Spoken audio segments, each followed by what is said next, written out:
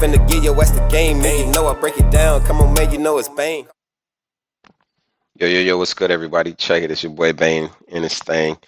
And, I just want to take a time out to tell you guys a few ways not to blow your account, some ways that are very critical. And you guys, if you don't know already, right, these are some of the things that you definitely need to know so that you won't blow your account. All right. And number one, you got to stop over trading, right? If you're taking too many trades, if you got 30 trades running all in one day, 20, anything over five, to be honest, is way too much. All right. So if that is your affliction, I highly suggest that you stop doing that right now, right? Stop over trading. All right. That's going to help you out tremendously.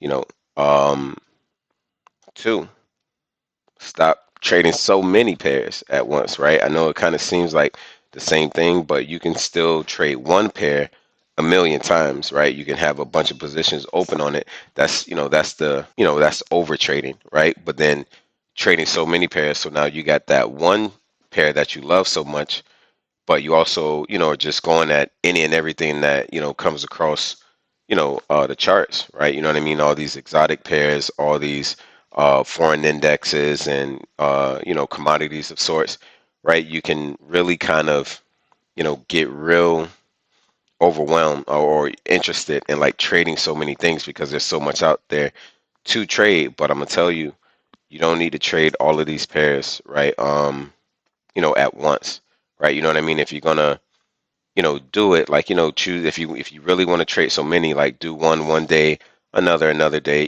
just kind of separate it in that sense, but only trade that one thing on that one day. That'll help you out as well.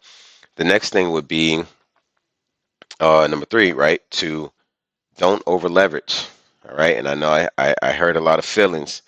I heard the oohs and the ahs, touch your heart on that one, right? Because we all know that's what it is, right? A lot of us, we just feel like, hey, if I just put a little extra mustard on this, then, things will play out. But typically, what you'll find out is that you over leverage and price just happened to pull back on you just a little bit to where it blew your account, and you knew you shouldn't have did it, but you did it anyway. So, there it is, account blown. So that's another one, right? Number four, only take good setups, guys.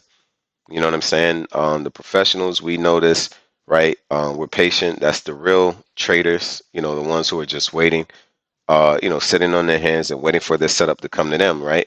We're not chasing everything, right? It's quality over quantity, guys, right? And that's in real life, and we apply it to the charts as well, and that really pays dividends because you'll go through the growing pains of seeing that it was quantity at one point and why you weren't profitable and why your account kept getting blown to where you switched over and you only took those trades that, match your strategy, match your checklist, whatever it is that you're looking for, you got it, and then you took the trade, right?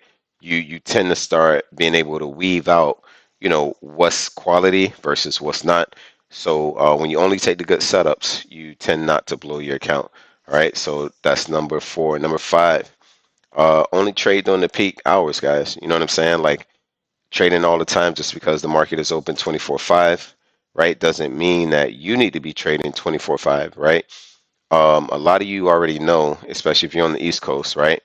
So I'm in Florida, but if you guys trade during the London session or the New York session, that's typically going to be the best times for you to, see your trade actually having momentum and actually moving, and you're gaining huge amounts of pips, not just 5, 10, here and there, you're getting 50, 60 pips out of the day, right? It's because you've lined yourself up with the time of day that the market moves. So again, make sure you trade during those peak hours and those good session times. All right.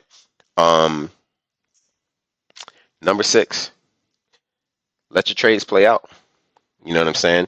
You set your stop loss, you set your take profit. And again, this is mainly for the beginners. Like in the beginning, you want to let your trades play out. Set your stop loss, set your take profit, and let one of them get hit, right? When you do that, you'll see whether or not your strategy works, whether or not you understand what it is that you're doing. And, for the most part, it's a confidence builder. Um, when you get into a trade and then you're constantly adjusting your stop loss or you take profit or you're just manually getting out in the beginning, you don't really know what works. So if that's you, right, stop doing that now and just kind of let the trades play out. It takes courage, it takes heart, right, for you to say, okay, I won't touch it whatsoever. But I promise you, when you do that, you'll see that you'll win a lot more than you lose because your assessment was right if you did your technical analysis correctly. Even if you use fundamental analysts to get into the play, you had a lot of things telling you to buy or to sell.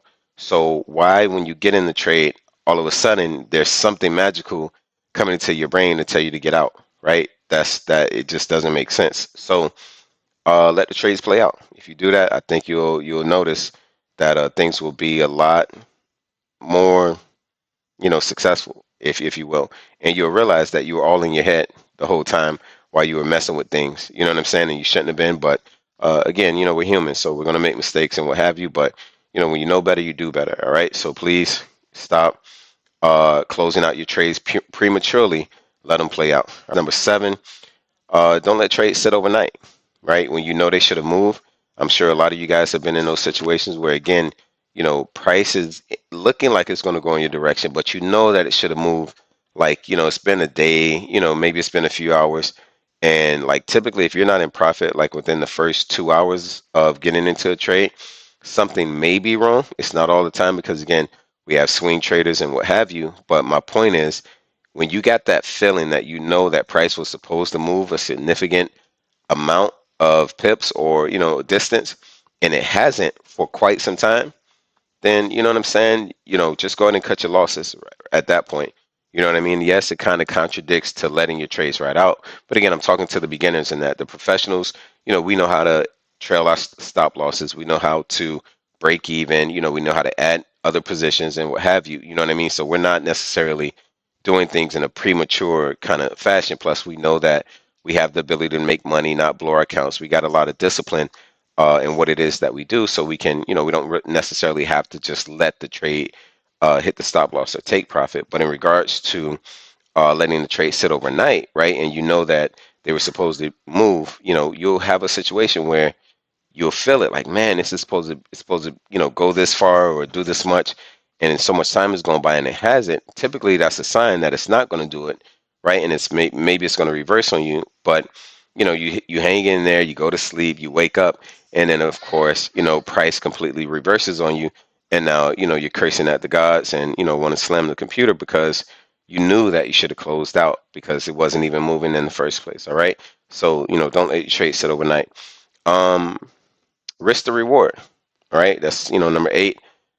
Always make sure that you're risking to make more than you're risking to lose. Right, I always take a 1 to 2 position on my trades. You guys can take 1 to 3, 1 to 4, 1 to 5. It doesn't really matter, just as long as it's more than a 1 to 1. All right, so if you're risking $5 to lose and you're risking $5 to make, that's not going to be a good situation for you. You're going to find yourself, if you lose 5 trades, then you have to win 5 trades just to break even. Do you understand what I'm saying? But if you have a risk to reward that's higher than a 1 to 1, so you have a 1 to 2, a 1 to 3, etc., then you can be in a situation where you can, lose 5 trades, and all you have to do is win 2 or 3 to either get back to break even or probably in profit, right? But having a good risk to reward ratio is something that will allow you to lose a lot more trades than you win, but still come out profitable. All right. So again, make sure that you're using a good risk to reward on your trades. Number 9, take the money. All right. When you're up, and you know what I'm talking about. When you're up. All right. Y'all know. You look at your trades and you go, oh man, you got it up so far. You gotta take the money off the table, right? Because what happens is greed starts to kick in, right? You feel like you did a good thing, you're making a lot of money, and you're like, you know what? I can go and make some more money with this.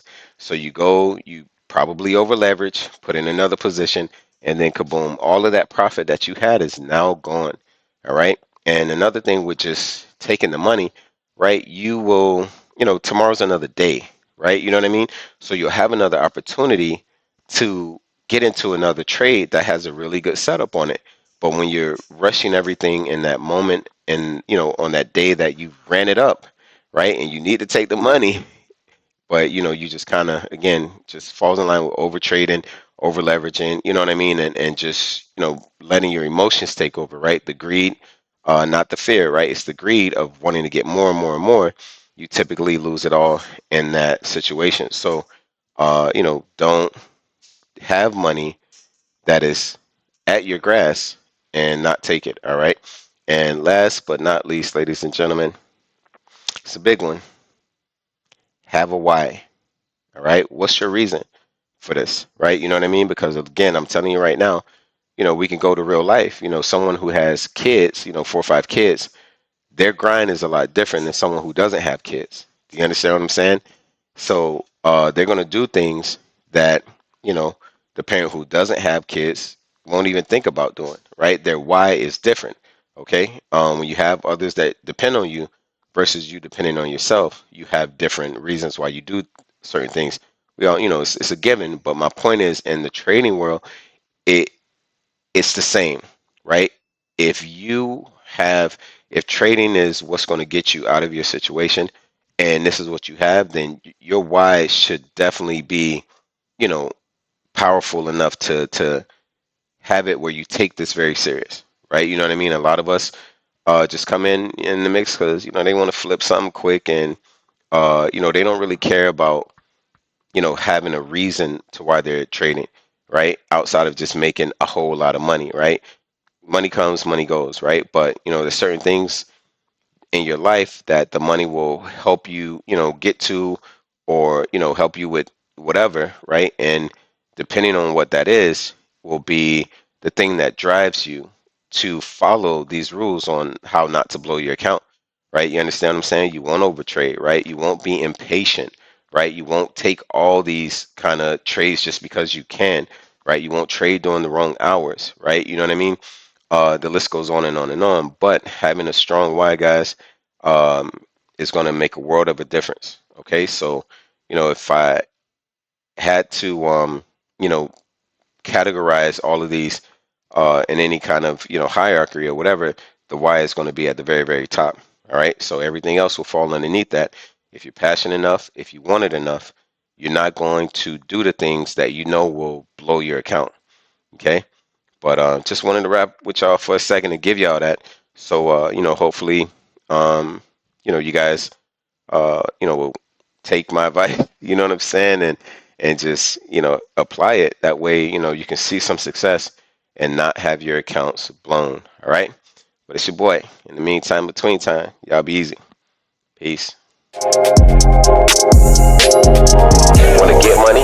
Want to get paid? That's Forex. Like a sensei, then you got to come and swing my way. And if you want to fast forward here,